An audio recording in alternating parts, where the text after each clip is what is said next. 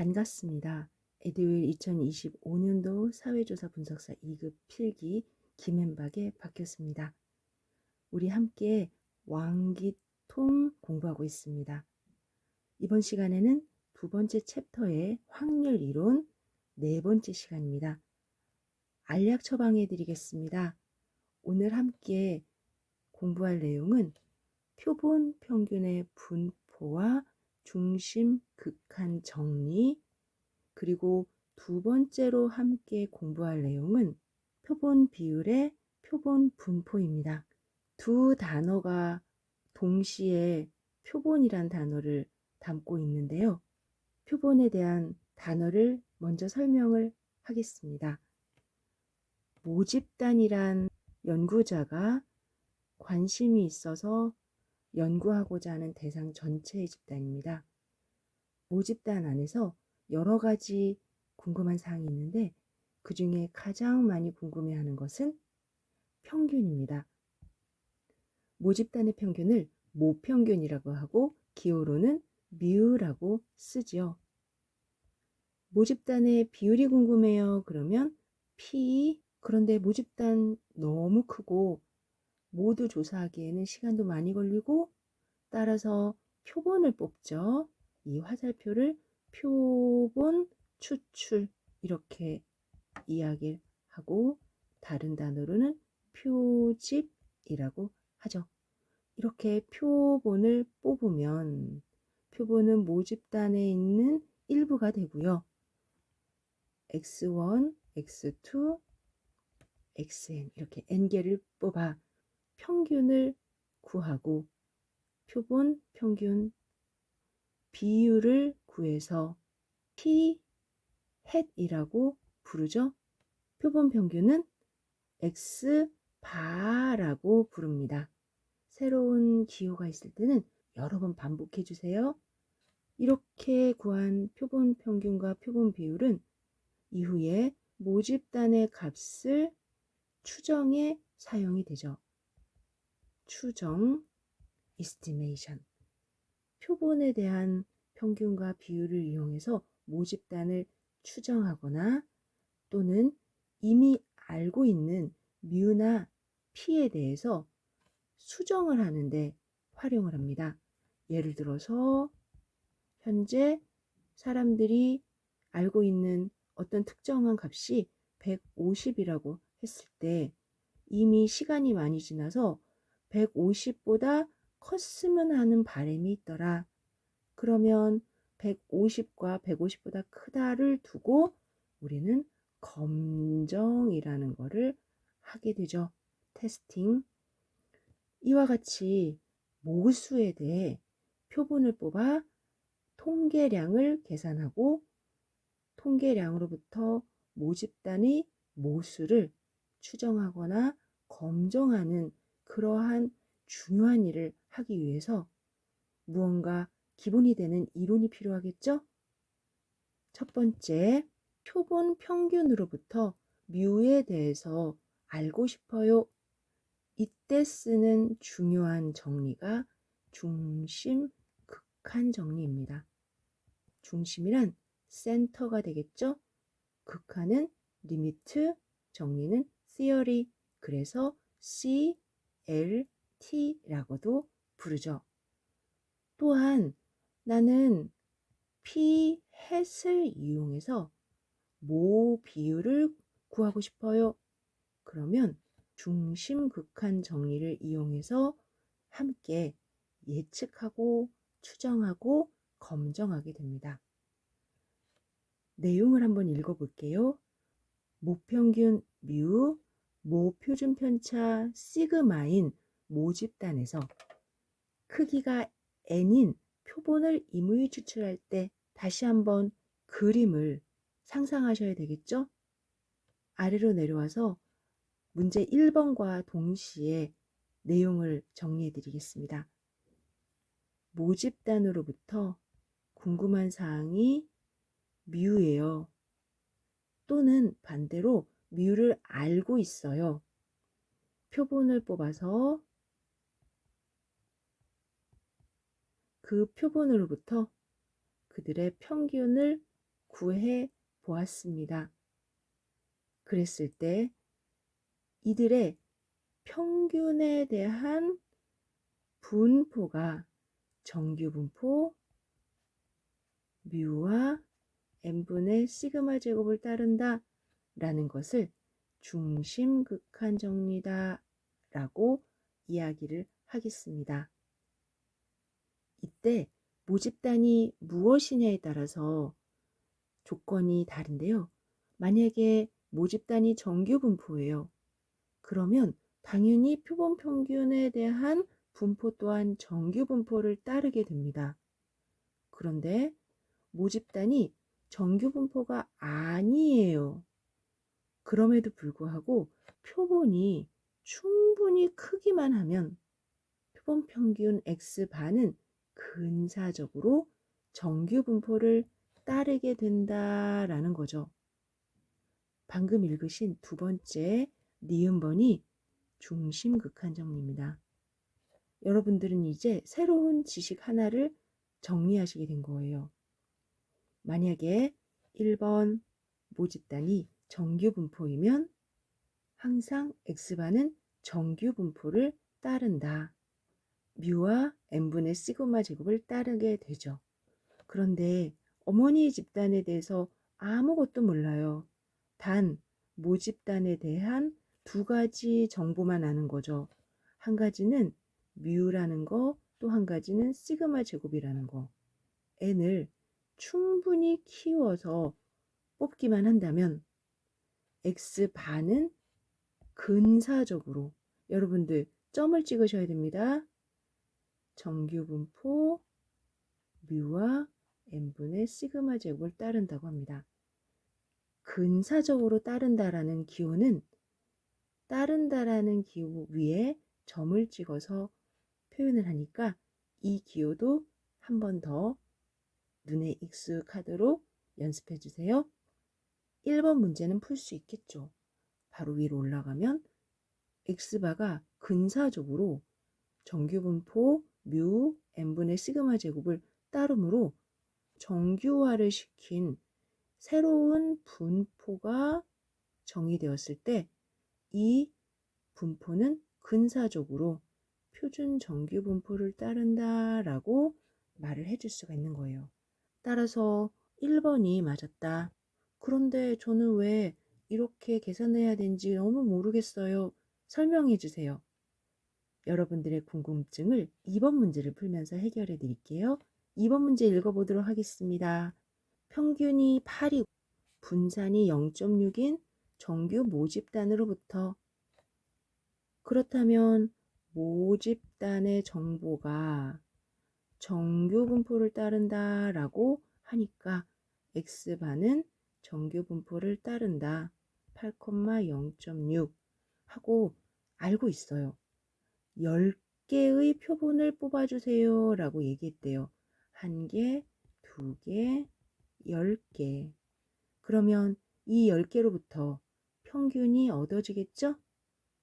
그런데 모집단의 평균이 8이라고 해서 X바의 값도 8일까요? 아닐 것 같아요. 10이 나왔다라고 한번 해봅시다. 이때 옆에 있던 다른 조사자가 나도 한번 뽑아볼래요 라고 해서 다시 한번 그들 나름대로 뽑았다고 해봅시다. 그러면 또 다른 평균이 얻어질 수 있을 것 같아요. 옆에 있던 다른 조사자가 저도 한번 뽑아볼래요. 그랬더니 그들의 표본 안에서 또 다른 값이 얻어질 수 있어요. 첫 번째 사람 10, 두 번째 사람 7, 세 번째 사람 8.1 이렇게 얻어지면 어떤 사람의 평균이 모집단의 모평균과 가장 유사하죠? 그렇죠. 8.1이죠.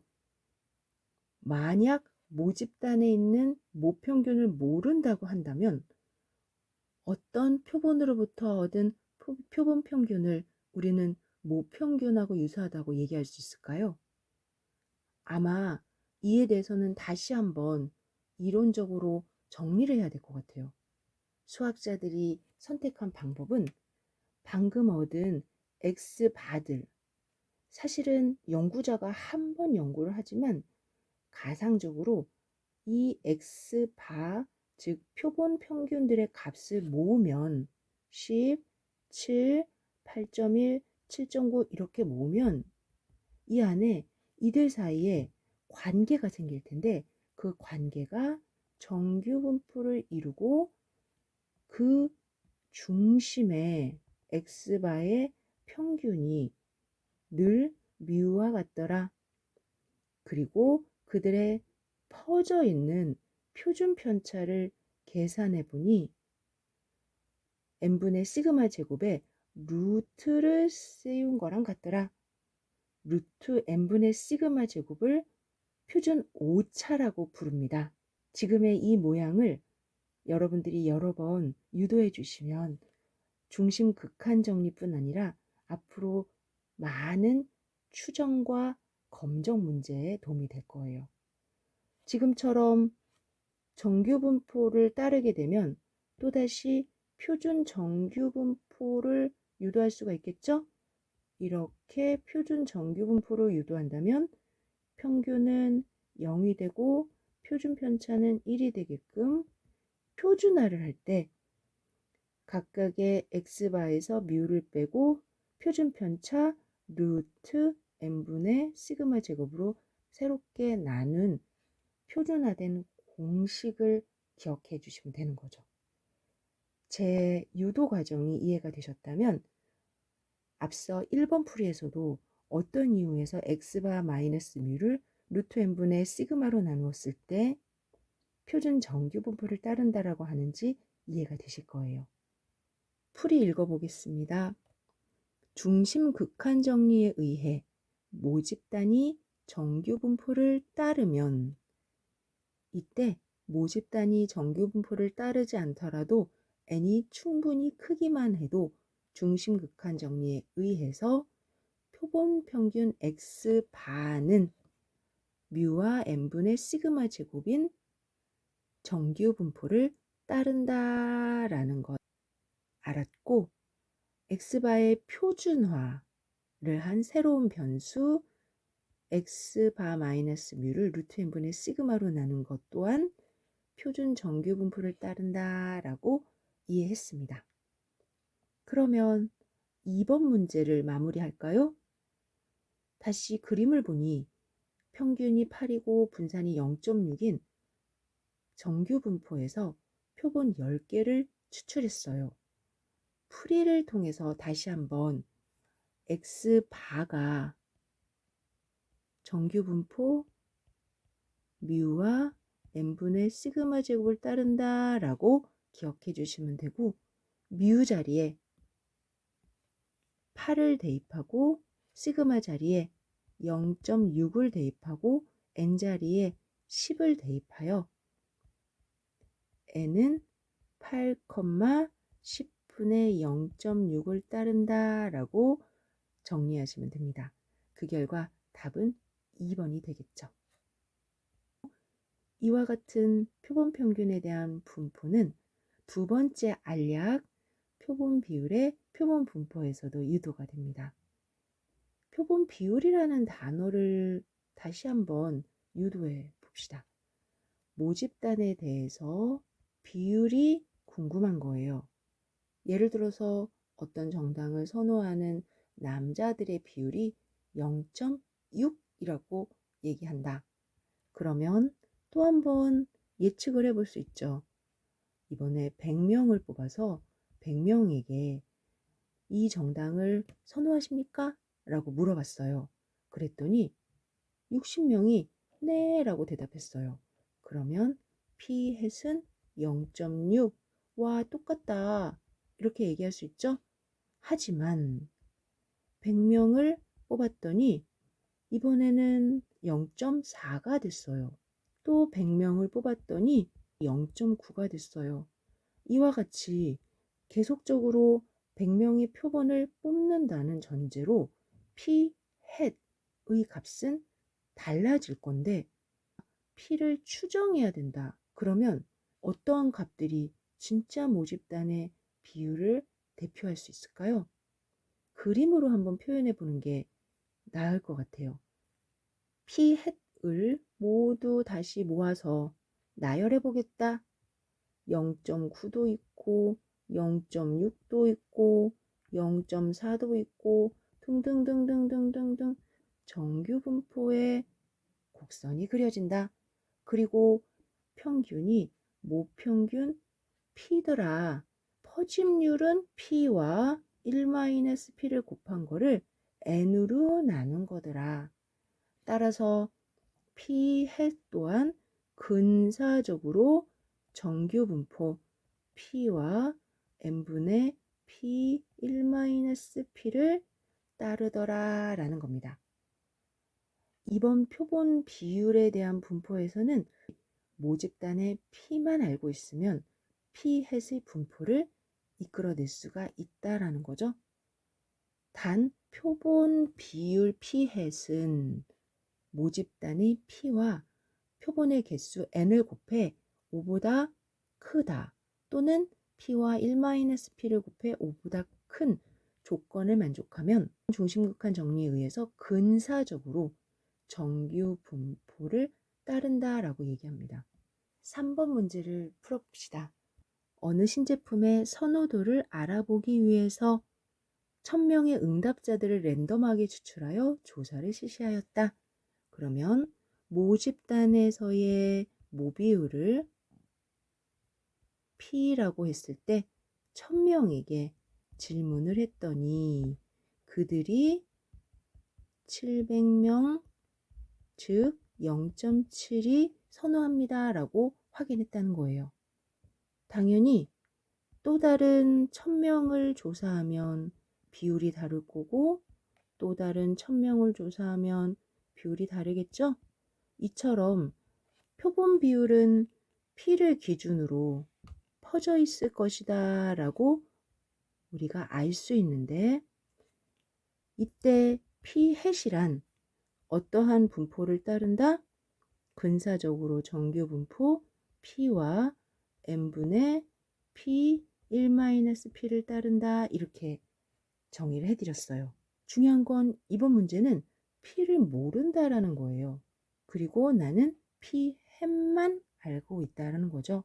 질문을 더 읽어보니 선호도에 대한 표준 오차의 추정값은 그런데 P를 모르니 P에 대한 표준 오차 n분의 P와 1-P를 구할 수가 없는 거죠. 이때 P 대신 P 햇이 있으니 추정을 할 수가 있는 겁니다.